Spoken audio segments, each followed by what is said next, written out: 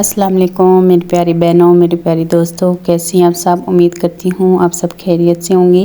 अल्लाह ताला आप सबको अपनी हिफ्ज़ व अमान में रखे। तो आज मैंने एक रेसिपी बनाई है चिकन ब्लैक पेपर सॉस, या इसको आप जो भी नाम दे लें। बहुत ही मज़े की बनती है इस तरीके से, और बहुत ही जो है डिफरेंट सा इसका टेस्ट आता है। तो आप भी ट्राई कीजिएगा।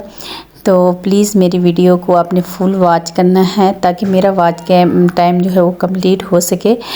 तो इसमें आप देख रहे हैं मैं जो चीज़ें ऐड कर रही हूँ। इसमें मैंने अंडा डाला है चिकन में, और नमक डाला है, और इसमें मैं ब्लैक पेपर डालूँगी। इसमें कोई ज़्यादा स्पाइसेस नहीं जाएंगे।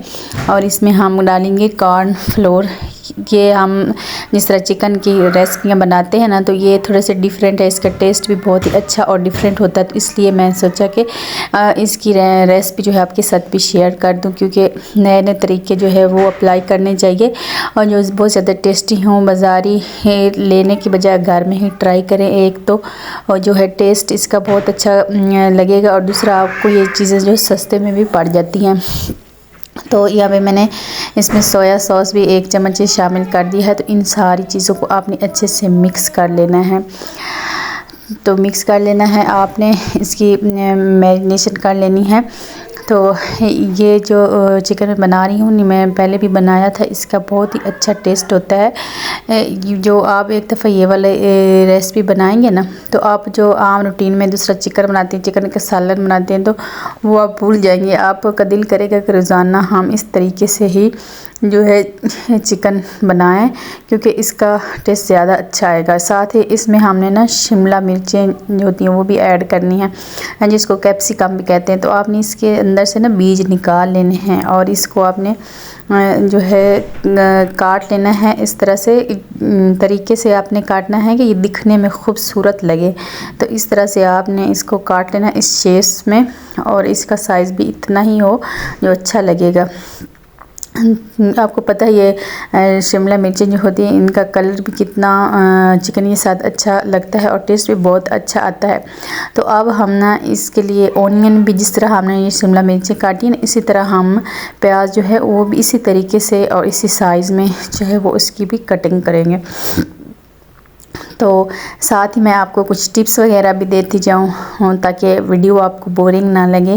क्योंकि इस तरीके से जो चीज़ें मैं बना रही हूँ वो तो आप देख ही रहे हैं कि जिस तरीके से मैं वेजिटेबल जो है वो कटिंग कर रही हूँ उनकी। तो अब बार बार मैं यही बताती रहूँगी, ये मैंने प्याज काटा और मैंने मिर्चें काटी और ये काटा, फिर इस तरह से अच्छा नहीं लगता ना।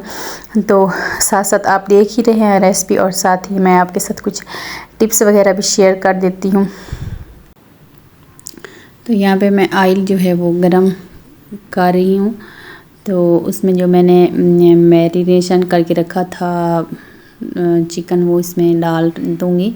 फिर इसके अच्छे से मैं भुनाई कर लूँगी। तो साथ ही जी मैं आपको ये भी बताती चलूँ, ख़वातीन किचन का जो किचन होता है वो ना सिर्फ खाना पकाने की जगह होती है, बल्कि वो वहाँ पे अपनी मोहब्बत बसा लेती हैं। ख़वातीन को बहुत अच्छा लगता है किचन की सफाई सुथराई करना, और किचन ही एक ख़ास जगह होती है। और उनके बर्तनों को सही तरीके से रखना, किचन को सजाना संवारना, ये बहुत ही अच्छा लगता है।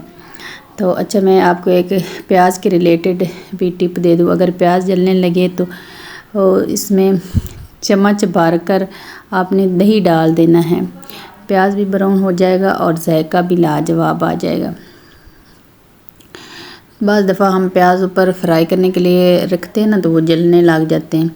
तो इस वजह से इसमें थोड़ा सा आप दूध डाल दें या दही डाल दें, तो इससे जो उनका जायका पीछा को जलने की जो बदबू सी सालन में या चावल में जो भी आती है वो भी ख़त्म हो जाएगी। चावल अगर बना रहे हो, चावल खिले खिले बनाने के लिए उबालते वक्त थोड़ा सा सिरका इसमें डाल दें। चावल ना सिर्फ खुशबूदार होंगे बल्कि अलग अलग भी नज़र आएंगे। तो आप साथ में रेसिपी भी देख रही होंगी, मैंने वो चिकन जो उनको अच्छे से फ्राई कर लिया, निकाल लिया है। और साथ अब मैं लहसुन जो उसको उसी ऑयल में जो है भून रही हूँ, फ्राई कर रही हूँ। और उसमें जो वेजिटेबल्स मैंने काटी थी, प्याज, शिमला मिर्ची वगैरह, वो भी जो है फ्राई कर लूँगी। पहले मैं प्याज डाल लेती हूँ लहसुन के साथ, इनको बस थोड़ा सा फ्राई करना है, ज़्यादा नहीं करना है। तो उसके बाद बाकी की सब्ज़ियां जो है वो भी मैं डाल लूँगी। तो प्याज का तो मैंने आपको बता दिया, जल जाए तो क्या हमने करना है। तो आटा नरम रखने का टिप भी बना देती हूँ। आटे में 1 चुटकी नमक और चम्मच भर कर दही का मिला दें। रोटियाँ नरम बनेगी। और जो है बाज़ार से भी जब आप लेके आते हैं ना नान वगैरह की रोटियाँ, उनसे भी इतनी अच्छी आपकी बनेगी कि आप बाज़ार से लाना ही छोड़ देंगे। बर्तनों की चमक बहाल करने के लिए नींबू के छिलकों को नमक में डुबोकर बर्तनों पर रगड़ें। बर्तन ऐसे चमक उठेंगे जैसे न्यू लिए हैं आपने। तो साथ ही मैं कॉर्नफ्लोर का एक पेस्ट सा बना के रख दिया साथ में, वो भी हमने इसमें शामिल करना है। तो पहले मैं इन सब्ज़ियों की थोड़ी सी भुनाई कर लेती हूँ। अगर बाज़ दफ़ा हम सालन बनाते हैं ना, हमारा दिल करता है कि हम तेल जो है ना वो अलग नज़र आए, ऊपर ना तेल या घी डालें तो वो नज़र आए। तो उसका ये होता है कि जब मसाला अच्छी तरह भुन जाए और तेल किनारे छोड़ दे, तब भी सालन का असली जायका जो है वो निकलता। तो आपने ना पहले इसमें नमक कम डालना है, एंड पे थोड़ा सा नमक आपने और डालना है, जिससे तेल जो है अलग नज़र आएगा आपको ना।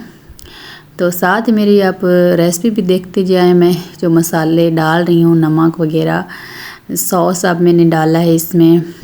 तो इसमें आपने हल्के से मसाले डालने, ज़्यादा आपने मसाले नहीं डालने, क्योंकि हमने पहले चिकन में भी मसाले जो है वो डाले हुए हैं।